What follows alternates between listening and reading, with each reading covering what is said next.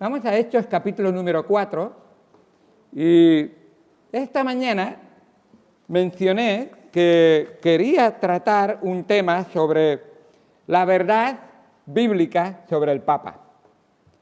Y aunque la palabra Papa no aparece en la Biblia habla incluso de ese tema.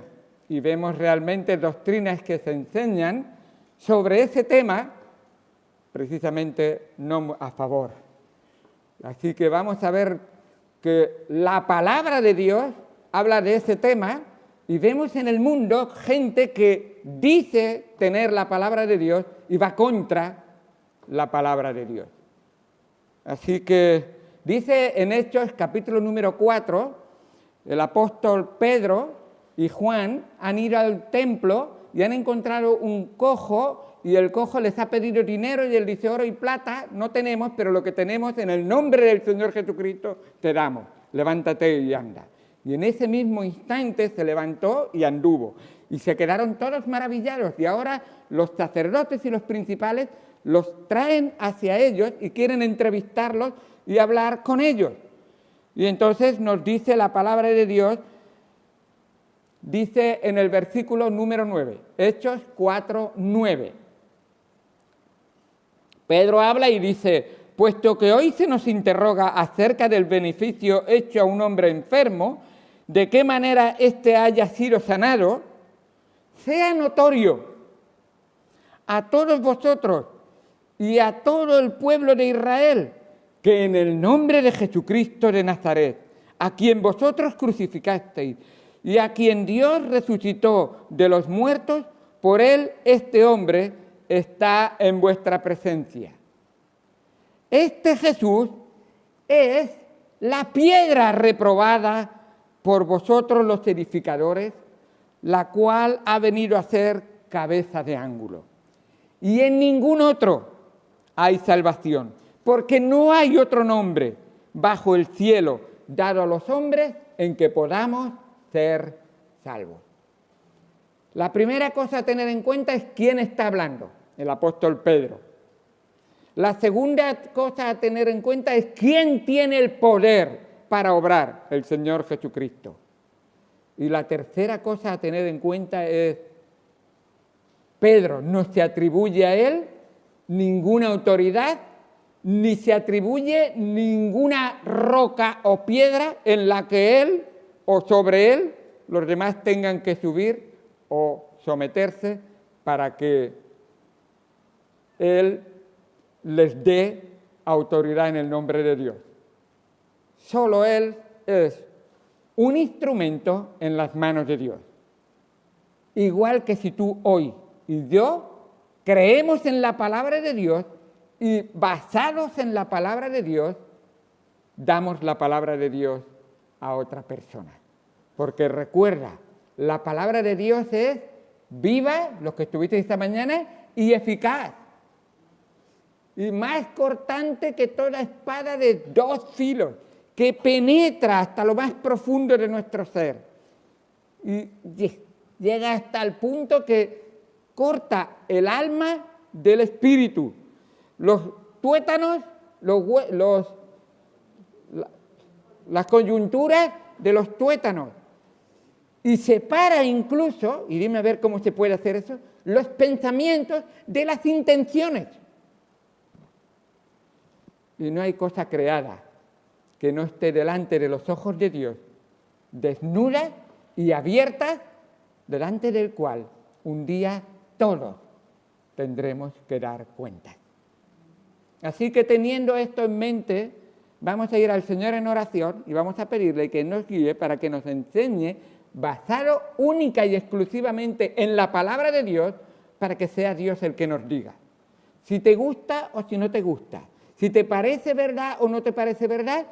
No se trata de religión, no se trata de iglesia, no se trata de una buena idea que se le ha ocurrido a un hombre, se trata de la palabra de Dios y será con Dios con quien tendrás que enfrentarte en cuanto a esta decisión. Así que para nuestra vida es muy importante saber qué es lo que Dios nos dice, qué dice Él. Porque si hay una palabra que cielo y tierra pasará, pero esa palabra no pasará, es la palabra de Dios. Las palabras de los hombres pasan, se las lleva el viento, cambian con la política, cambian con la nación, cambian con la cultura, pero Dios no cambia. Es inmutable, uno de los atributos de Dios. Nunca ha cambiado. Desde Génesis hasta Apocalipsis, siempre va a ser el mismo. Yo quiero confiar en alguien así, que sé lo que dice, lo que quiere, lo que yo tengo que creer y lo que espera, y yo sé que puedo esperar de Él. Vamos al Señor en oración. Amado Señor, Dios Santo, gracias por tu palabra y gracias por el mensaje que tú nos has dado. Gracias, Señor Jesucristo, porque los profetas, los santos hombres de Dios vinieron trayéndonos la palabra de Dios, pero un día vino Jesucristo. Jesucristo mismo, Dios hecho carne, habitando entre nosotros, y Él nos trajo la confirmación de la palabra de Dios. Además vino con un gran propósito. El Hijo del Hombre no vino para ser servido, sino para servir y dar su vida en rescate por muchos, puesto que era necesario. De tal manera que tu ley decía, la paga del pecado es muerte, mas el regalo de Dios es vida eterna en Cristo Jesús, Señor nuestro. Por eso tu palabra nos dice que Él justo tuvo que venir para pagar los pecados de los injustos. A veces la mente carnal, la mente humana no alcanza a comprender este amor, pero tú nos lo expresas bien claramente. De tal manera amó Dios al mundo que dio a su Hijo unigénito, para que todo aquel que en Él cree no se pierda, mas tenga vida eterna. Hoy, Señor, podemos disfrutar de esto, algunos de nosotros, pero quisiéramos que fuera todo el pueblo de Dios, toda la gente que está aquí, Señor, que creyera de todo corazón y entregara sus vidas en tus manos, porque no hay manos más poderosas, más seguras y más amorosas que las tuyas, que no hay nada ni nadie que entre en tu presencia que tenga ninguna duda de perderse. Nada ni nadie nos puede arrebatar del amor de Dios que es en Cristo Jesús, Señor nuestro.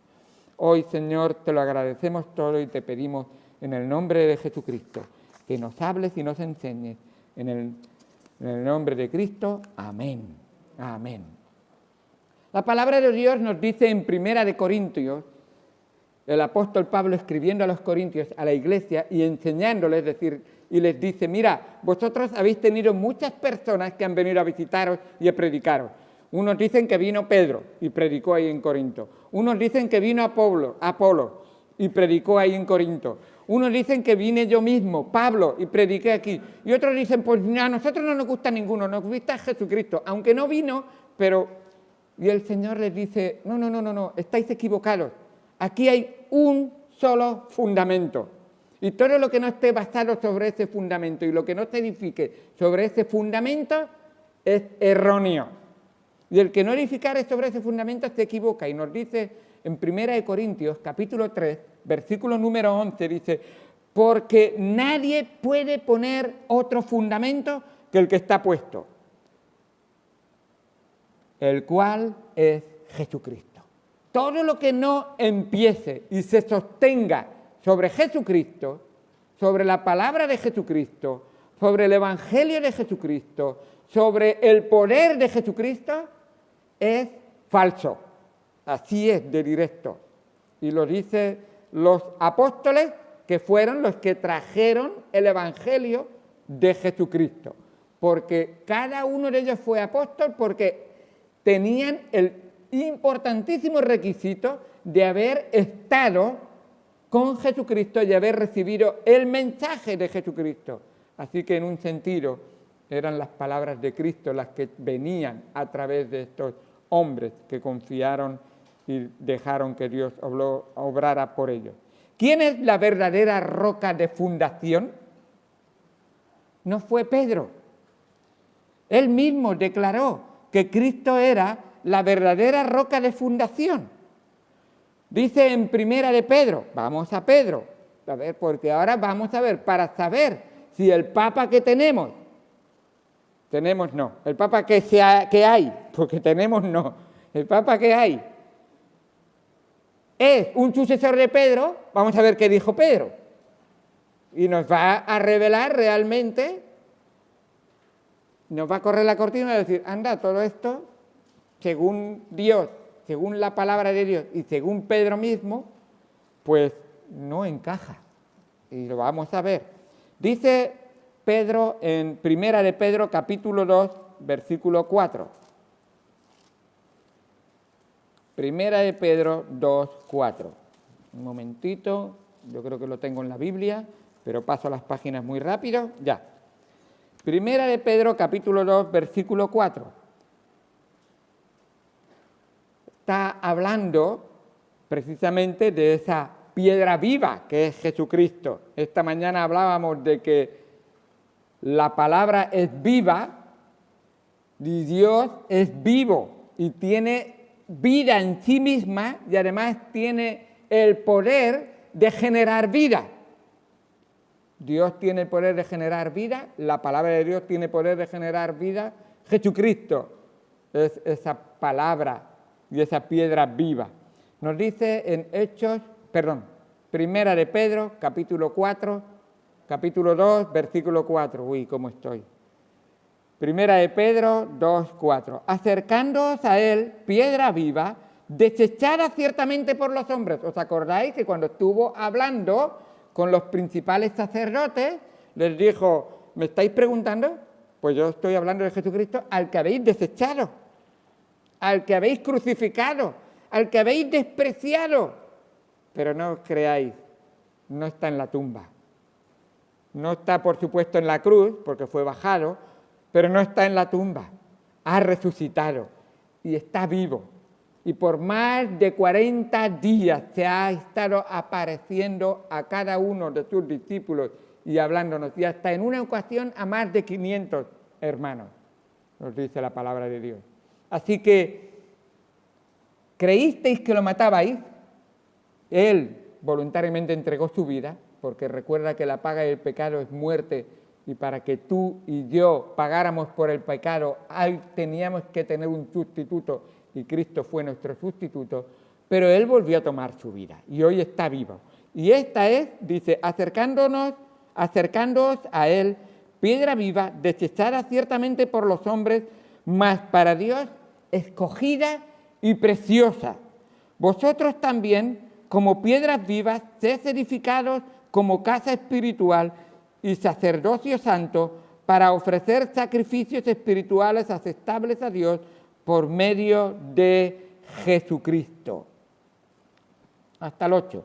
Por lo cual también contiene la Escritura. He aquí, pongo en Sión la principal piedra de ángulo, escogida, preciosa, y el que creyere en él no será avergonzado.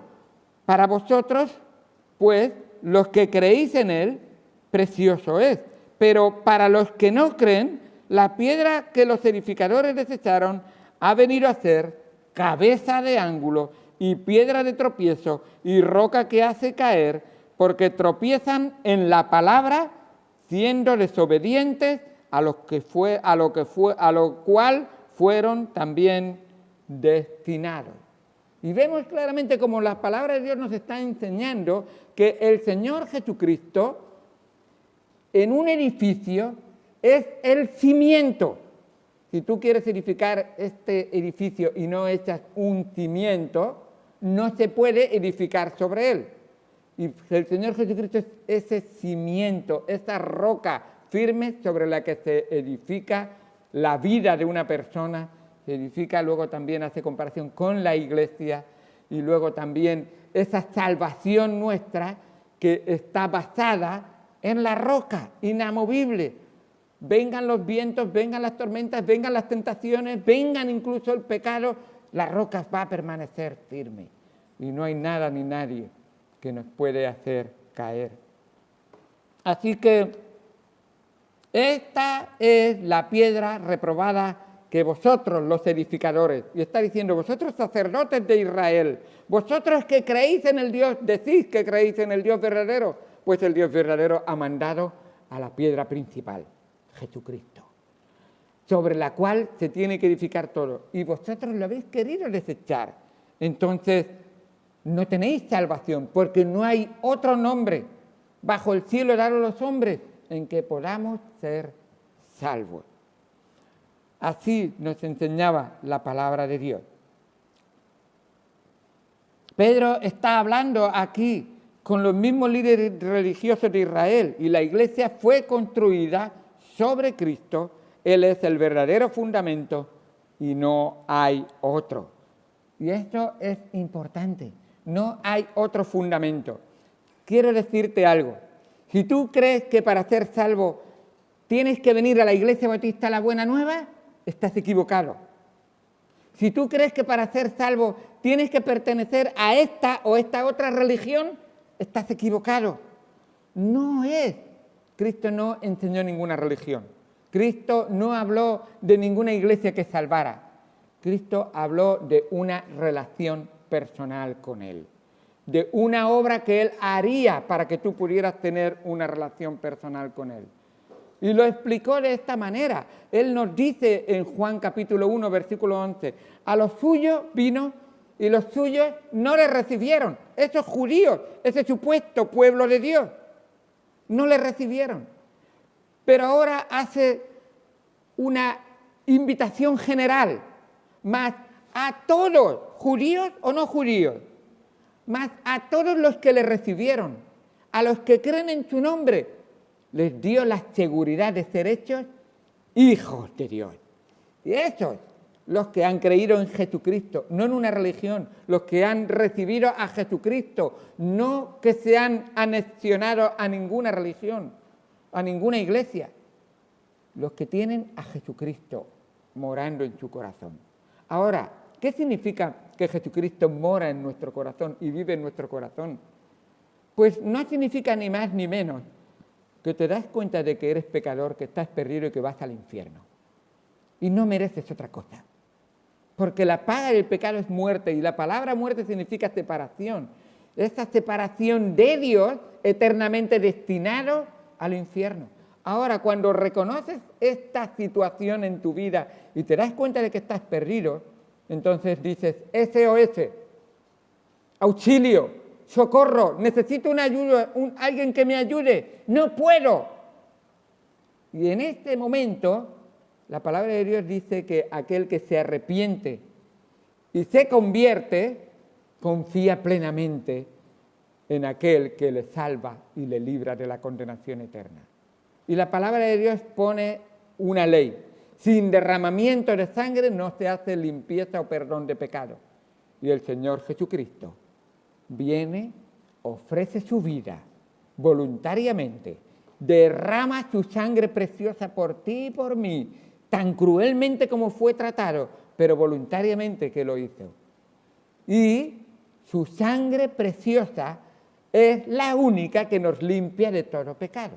Dice la palabra de Dios, la sangre de Jesucristo, el Hijo de Dios, nos limpia de todo pecado.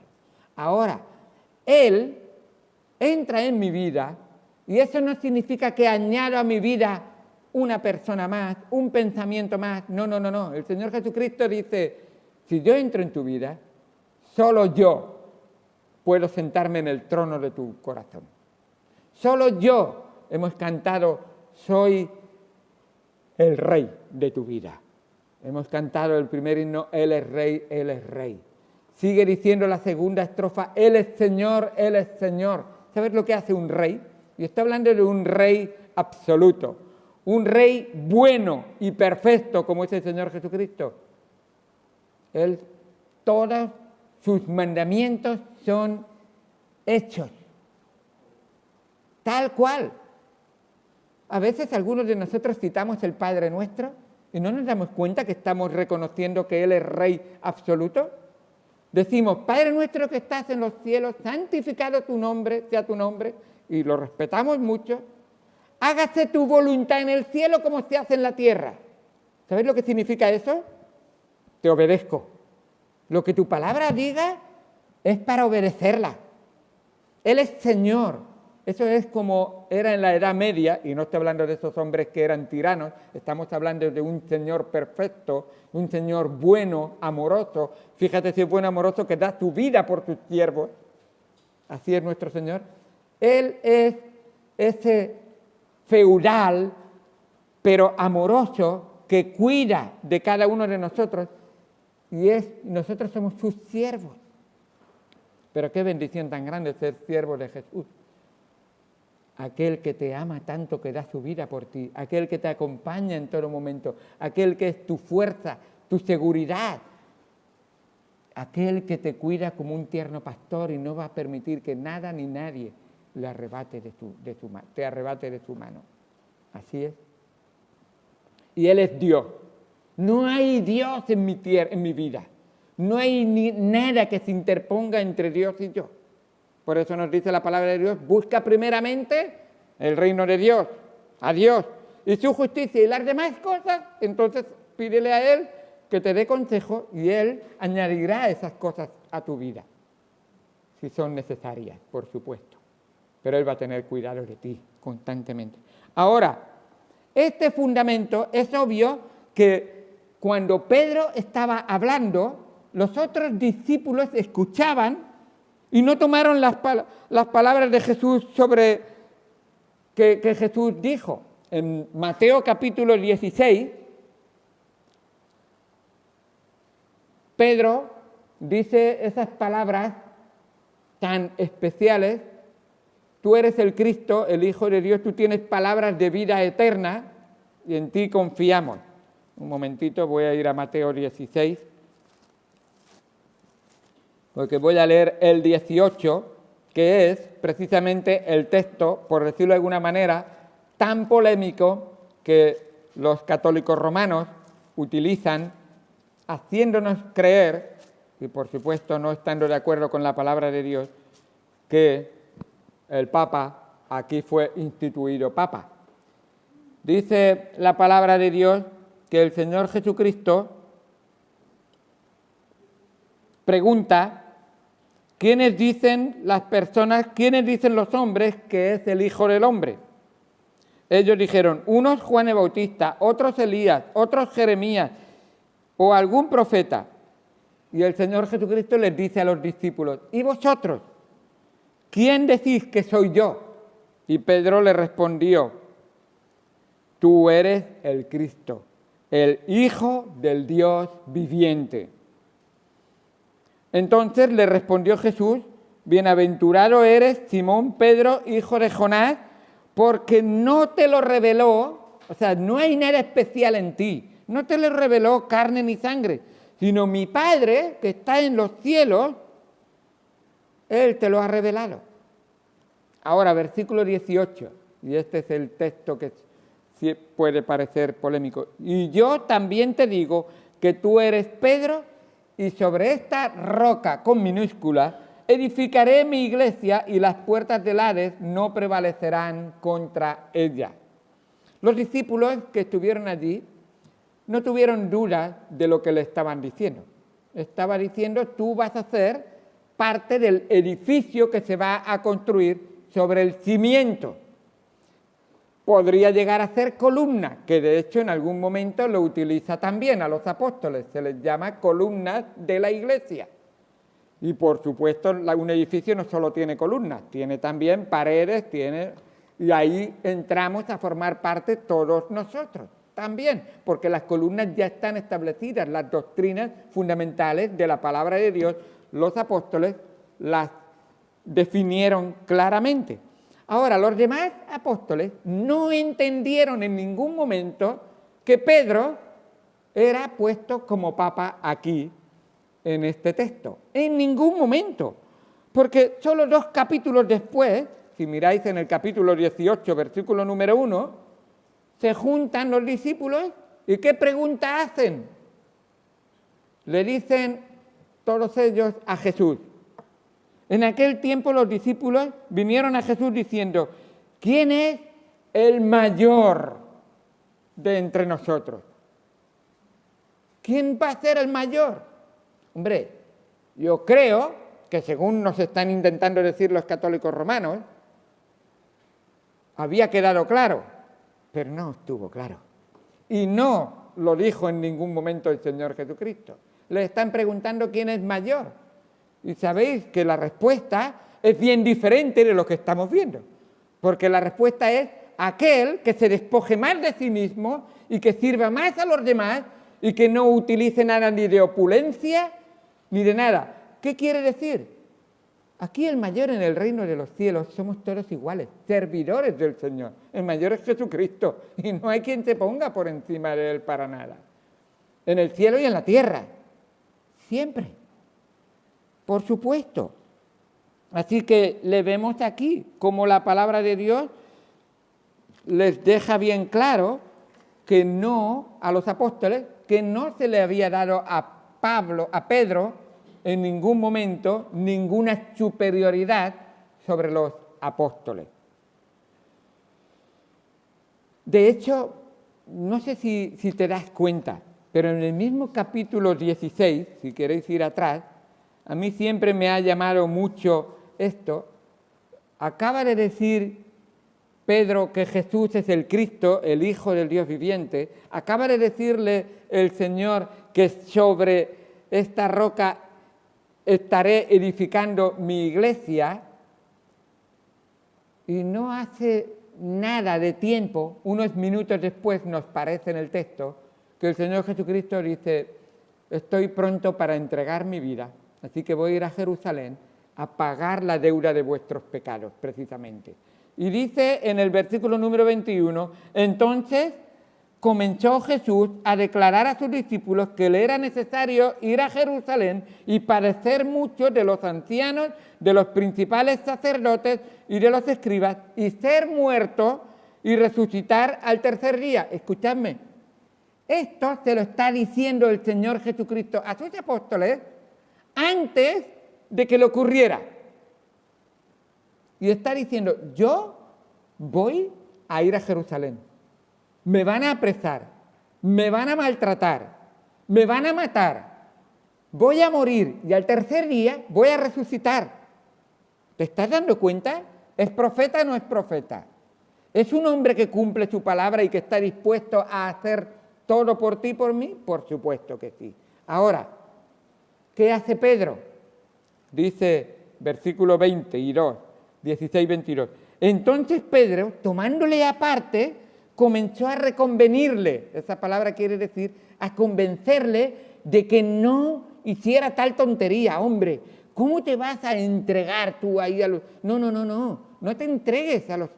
Comenzó a reconvenirle diciendo: Señor, ten compasión de ti mismo, en ninguna manera esto te acontezca.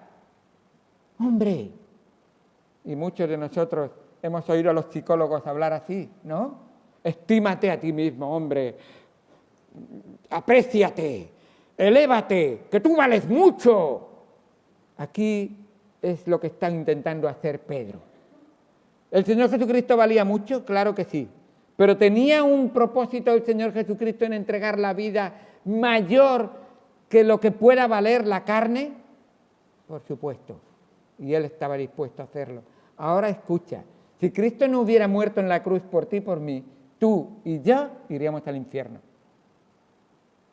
O estaríamos todavía confiando en corderos, en ovejas, sin el cumplimiento de la profecía todavía. Pienso así. Ahora, mira las palabras del Señor Jesucristo a Pedro. Palabras, para mí me parecen de las más fuertes que puede decir el Señor a una persona. Dice en el versículo 23, entonces Jesús dijo a sus discípulos: si alguno quiere venir en pos de mí, niéguese a sí mismo, tome su cruz y sígame, porque todo el que quiera salvar su vida la perderá, y todo el que pierda su vida por causa de mí la hallará. ¿Qué aprovechará el hombre si ganare todo el mundo y perdiere su alma?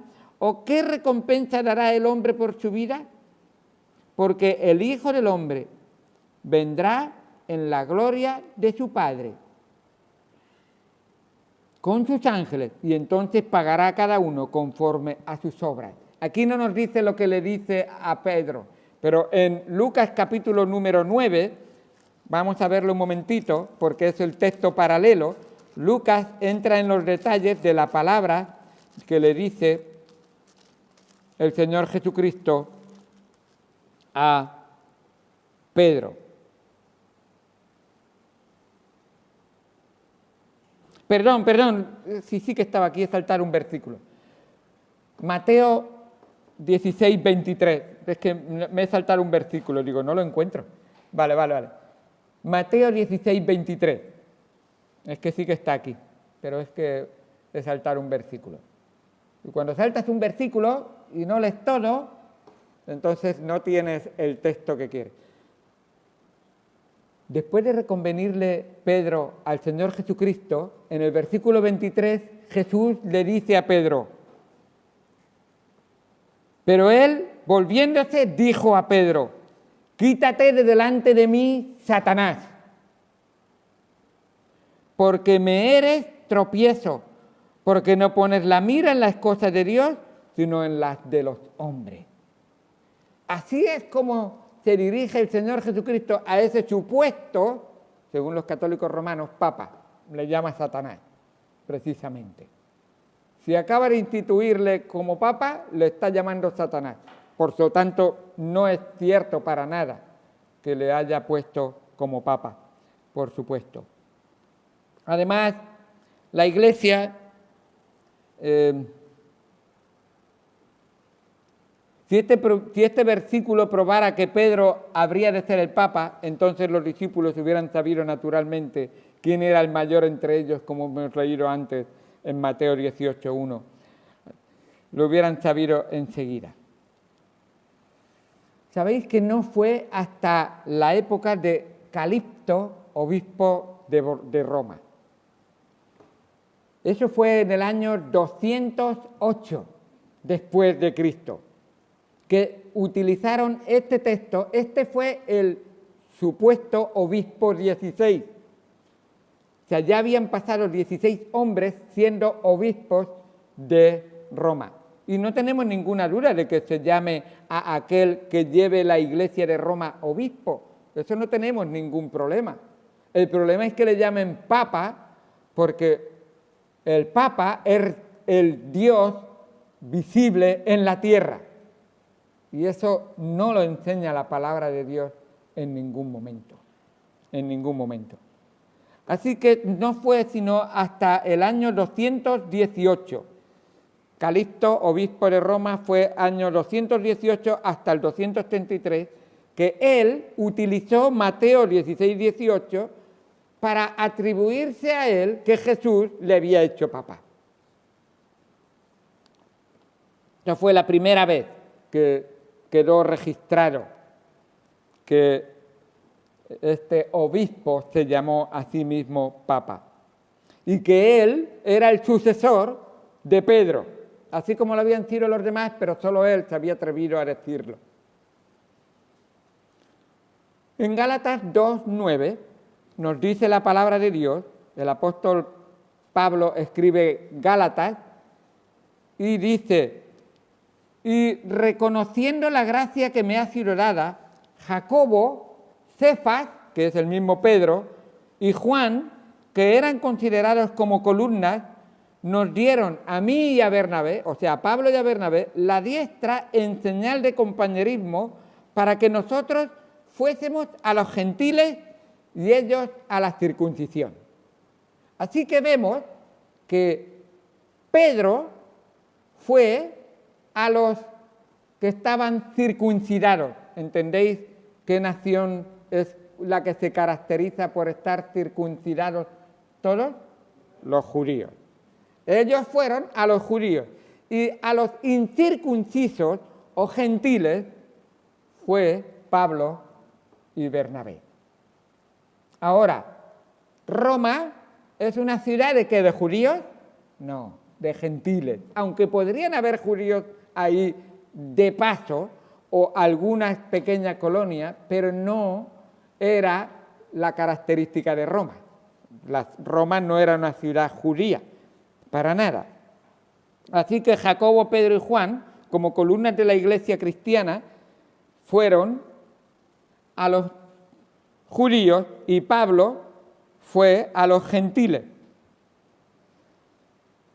Y nos dice la palabra de Dios que tanto Pablo y Bernabé como Pedro, Juan y Jacobo estuvieron en el mismo nivel, solamente que unos fueron a predicarle a uno y otros fueron a predicarle al otro. No hay ningún reconocimiento especial ni siquiera de un liderazgo por encima de ellos. Y es una de las características de la verdadera iglesia. ¿Ustedes saben que yo soy coigual con ustedes? Yo soy coheredero de la gracia de Dios con ustedes. En un sentido, Dios hace un llamamiento especial, pero no le hace superior a nadie. Considerar a los demás como iguales, incluso nos dice como superiores a uno mismo, para que no nos maltratemos en ningún momento y nos respetemos. Así que si Pedro hubiera sido el sumo pontífice, el Papa, entonces ciertamente Pablo hubiera sido algo menor que Pedro, pero aquí lo vemos que no fue ese el caso. Luego, en el mismo capítulo 2 de Gálatas, el versículo número 11 dice, pero cuando, y escucha esto, Pablo dice de Pedro, pero cuando Pedro vino a Antioquía, le resistí cara a cara, porque era de condenar lo que hacía. Y está diciendo Pablo que reprendió a Pedro. ¿No dicen los católicos romanos que Pedro tenía la palabra infalible o que es el Papa infalible o que no sé qué cuentos más nos dicen? Nos dice la palabra de Dios que Pablo tuvo que reprenderle, y la razón era porque no comía con los gentiles, porque no quería que los judíos le vieran comer con los gentiles, que supuestamente él se dedicaba a los de la circuncisión y pensaban los de la circuncisión que si se juntaba con los gentiles se contaminaba y por lo tanto tenía que cumplir con ciertos ritos de pureza, 7 días y lavamientos y todo, para poder, así son los ritos judíos. Así que Pablo le dice, no, ya ha venido Cristo, ya no hay ritos que cumplir, ya está todo cumplido en Cristo, ya no hay más limpieza que hacer, ya nos ha limpiado la sangre de Cristo, y limpia a judíos y a gentiles, y ya los ritos que hacíamos ya han quedado en el pasado porque ya todo ha sido cumplido en Cristo. Y le reprendió para que hiciera igual a judíos que a gentiles. Todos necesitan a Cristo como su Señor y Salvador. No hay una nación ahora mismo especial, aunque en un sentido los judíos siempre serán el pueblo de Dios, pero si no creen en Jesucristo, están perdidos igual que los gentiles que no hayan creído. Así es. Ahora, la palabra de Dios nos dice también que, nos dice aquí, vemos que Pedro no era considerado papa infalible. El mismo apóstol Pablo le reprendió públicamente, y fue Pablo el apóstol, a los gentiles. Y él nos dice en Romanos 11:13, porque a vosotros hablo gentiles, por cuanto yo soy apóstol a los gentiles, honro mi ministerio. ¿Y por qué nombro esto? Porque si Pablo era apóstol a los gentiles y Pedro era apóstol a los judíos, ¿cómo se puede ser entonces obispo en Roma y no ser obispo a los gentiles? Por decirlo, y mucho menos papa, por supuesto. Así que vemos realmente que Pedro fue encaminado hacia evangelizar a los judíos. Nos dice en Gálatas 2:7, antes, por el contrario, como vieron que me había sido encomendado el evangelio de la incircuncisión, eso a Pablo, como a Pedro el de la circuncisión, eso es Gálatas 2:7, y ahora en el 8 dice, pues el que actuó en Pedro para el apostolado de la circuncisión, actuó también en mí con los gentiles, y reconociendo la gracia que me había sido dada, Jacobo, Cefas y Juan, que eran considerados como columnas, nos dieron a mí y a Bernabé la diestra en señal de compañerismo para que nosotros fuésemos a los gentiles y ellos a la circuncisión. Así que vemos realmente que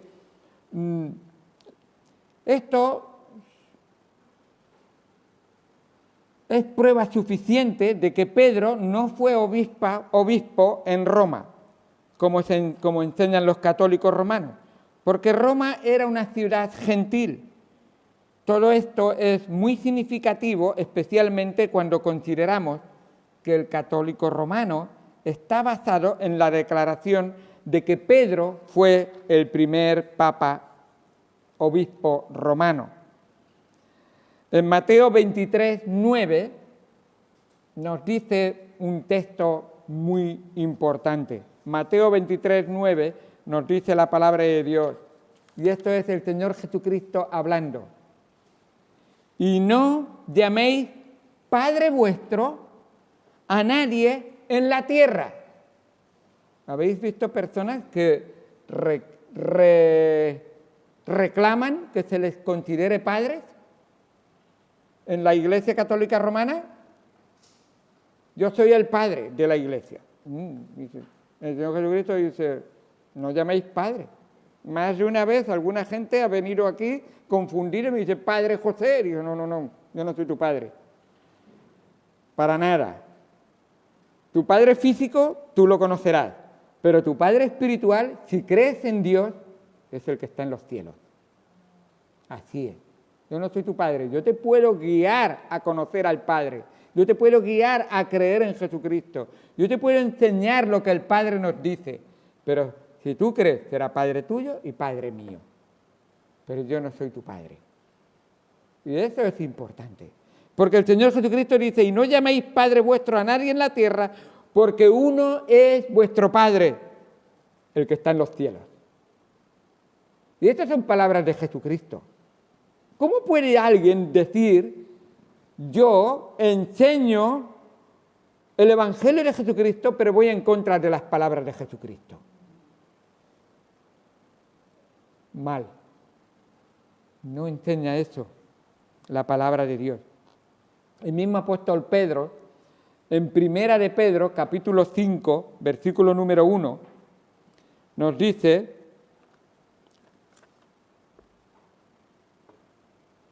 Primera de Pedro 5.1, está hablando Pedro mismo y dice, ruego a los ancianos que están entre vosotros. Él escribe una carta a una iglesia y a esa iglesia le dice, ruego a los ancianos,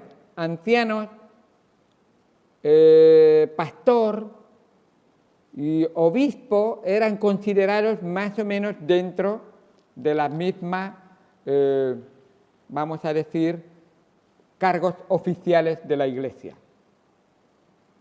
Así que un anciano era aquel que por la experiencia y por la vida misma era elegido por la iglesia para ser pastor también.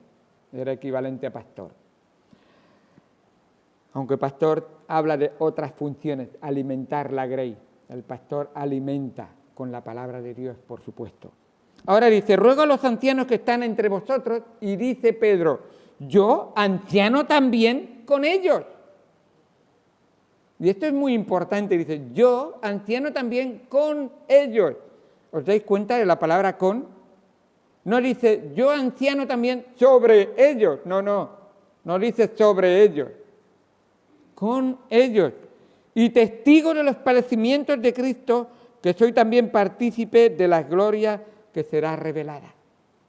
Así que vemos ahí que hay incluso más porciones bíblicas por las que Pedro no puede ser el primer papa.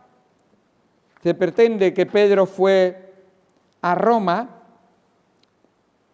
en el año 41. Nos dicen que Pedro fue a Roma en el año 41 después de Cristo y que fue martirizado alrededor del año 66 después de Cristo. Pero ni siquiera hay pruebas de que Pedro estuviera en Roma. ¿Me escuchan? Ni siquiera hay prueba de que Pedro estuvo en Roma. Escuchadme, españoles, no hay ni una prueba de que Santiago estuviera en Santiago. Ni una prueba. Ni hay huesos, ni hay nada. Y leemos la epístola de Santiago y todo y decimos, no sé de dónde han inventado eso. Para nada, no hay ninguna prueba. Pero aún, si hubiera pasado por allí, ¿qué tiene que ver eso? ¿Qué gracia puede darte eso? Ninguna. porque recuerda que el fundamento es Jesucristo, no es ningún apóstol. Y cualquiera que adore a cualquier cosa o a cualquier persona que esté en la tierra o bajo la tierra o en el cielo, Dios lo llama idolatría. Solo Jesucristo. Y los verdaderos adoradores, en espíritu y en verdad, es necesario que le adoren. ¿Sabéis? En cuanto a Pedro, al contrario, hay evidencias en el Nuevo Testamento de que estuvo en Antioquía, en Samaria, en Cesarea, en Jope y en otros sitios, pero nunca en Roma. Nunca. Es posible que ni pisó Roma. Es posible que fue apresado y fue martirizado en Roma al final de su vida. No lo sé. Pero si lo llevaran, estoy intentando dejar, voy a abrir un poquito, que llegara, pero que fue obispo nunca. Nunca.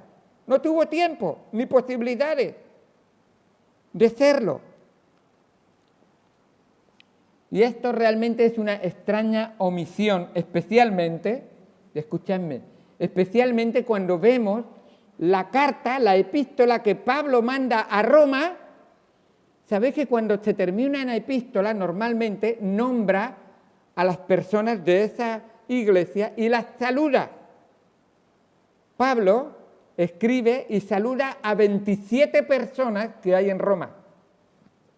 Ni una de ellas se llama Pedro, ni Cefas, ni nada por el estilo. Ni una de ellas. Es como si alguien escribiera una carta a la Iglesia Bautista Emanuel y empezara a nombrar los nombres de cada uno de vosotros y no citara para nada al pastor. Para nada. Hombre,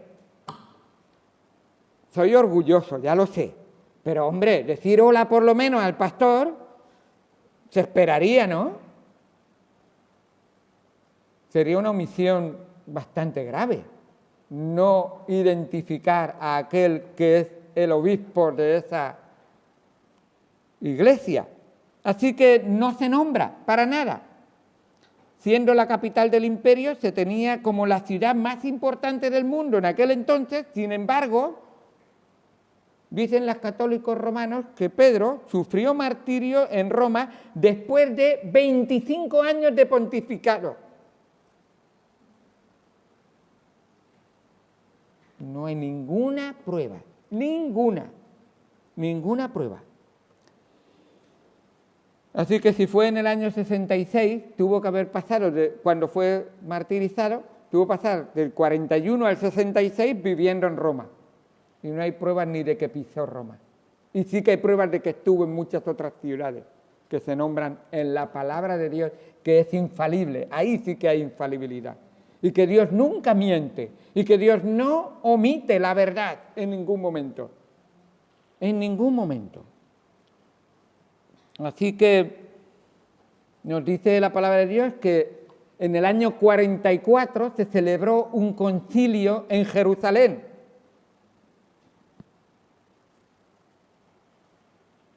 En el año 44 se celebró un concilio en Jerusalén y Pablo estuvo ahí. En el año 53, después de Cristo, Pablo se reunió con él en Antioquía. En el año 58, después de Cristo, Pablo escribió esta carta a los romanos y no cita en ningún momento. O sea, estamos viendo ahí una serie de años que van ocurriendo cosas, que se cita a Pedro si estaba ahí y no era en Roma, como es en Jerusalén, o como es en Antioquía, que sí que estuvo allí, pero sin embargo, cuando escribe a Roma, no nombra a Pedro en ningún momento.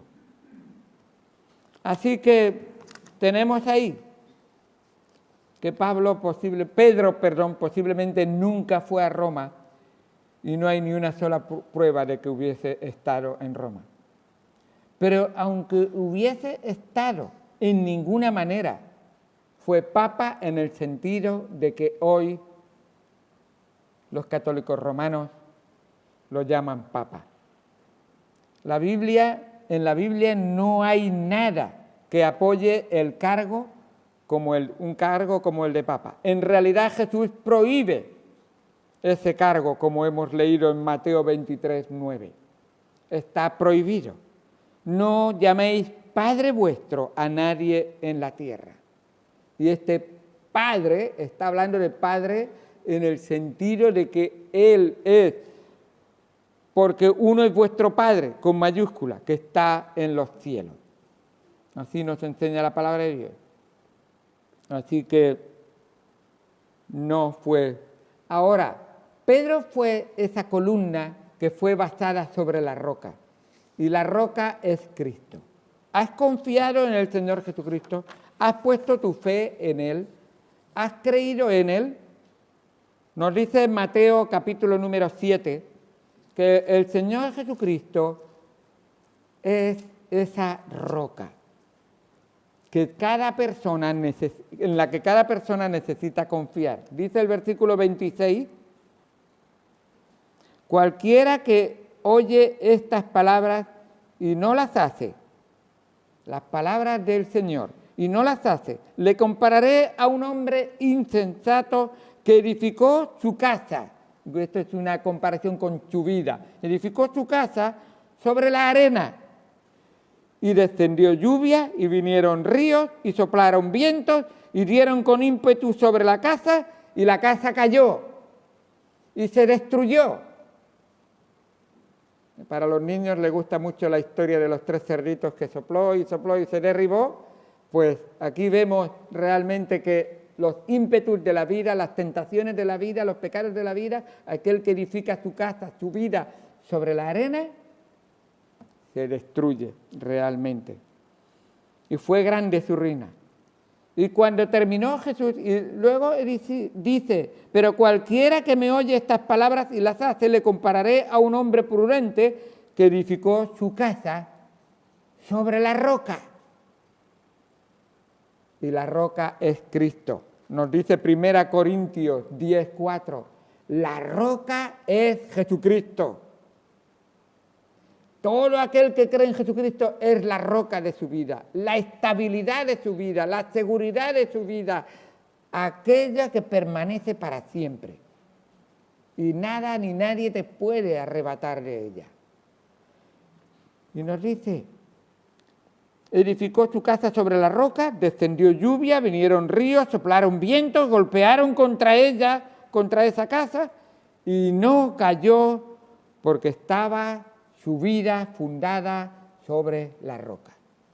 ¿Has creído en el Señor Jesucristo? Él es la roca de tu vida. Él es la confianza plena. Él es la roca de tu salvación. Aquella roca que entregó su vida por ti y por mí para que tú ahora en Él tengas vida eterna, seguridad eterna. La seguridad no está en un hombre. La seguridad no está en un papa. La seguridad no está en un líder religioso humano. La seguridad no está ni siquiera en una religión, ni en una iglesia. La salvación y tu seguridad está en la roca que es Cristo, en la obra del Señor Jesucristo, aquel que puso su vida por ti y por mí. ¿Has creído en Cristo como tu Señor y Salvador? ¿Estás confiando en Él en los momentos de duda, de dificultad, de enfrentar los problemas de la vida? Pueden ser enfermedades, pueden ser problemas familiares, pueden ser problemas económicos, pueden ser problemas sociales, pueden ser problemas de la sociedad en que vivimos. ¿En qué estás confiando? ¿A qué te estás aferrando? ¿En qué estás basando tu vida? ¿Estás basando tu vida en Jesucristo, que es la roca, que puede venir el problema que venga y que no va a fallarte nunca? Si Cristo es la roca de tu salvación, la roca de tu vida, entonces dale las gracias a Dios y vive confiadamente en Él. Pero si no es la roca de tu salvación, si no es la roca de tu seguridad, si estás confiando en tu habilidad intelectual, física o tu vida misma, en tu propia forma de creer o de pensar, entonces cuidado, porque la ruina puede ser terrible, porque estarás edificando tu vida sobre la arena, y te digo más, arena movediza, que tarde o temprano te va a fallar. Y cuando Dios diga basta ya, está establecido para los hombres que mueran una sola vez y después de esto el juicio. ¿Qué harás? ¿En qué te basarás? ¿En qué estarás confiando? Dios te dirá, ¿qué has hecho con la roca de tu salvación? Mi Hijo Jesucristo. Esa será la cuestión. No te voy a preguntar cuántos pecados has cometido. Tus pecados te van a condenar, pero no será por tus pecados. Será porque no confiaste en Jesús para que Él pagara por tus pecados y tú quedaras libre y limpio de todo pecado, porque solo la sangre de Jesucristo, el Hijo de Dios, nos limpia de todo pecado. No podemos hacerlo nosotros mismos, pero Él sí. Y bien que lo demostró. Tuvo poder para poner su vida, derramar su sangre preciosa, y el tercer día tomó su vida y resucitó. Y hoy vive, y vive para siempre. Y está sentado a la diestra de Dios, intercediendo por ti y por mí. Aquellos que hemos confiado en Él tenemos la seguridad de que el que está a la diestra de Dios, el Hijo de Dios, está intercediendo por nosotros. ¿Has confiado en Él? Él también puede interceder por ti. Vamos al Señor en oración. Amado Señor Dios Santo, gracias por tu palabra.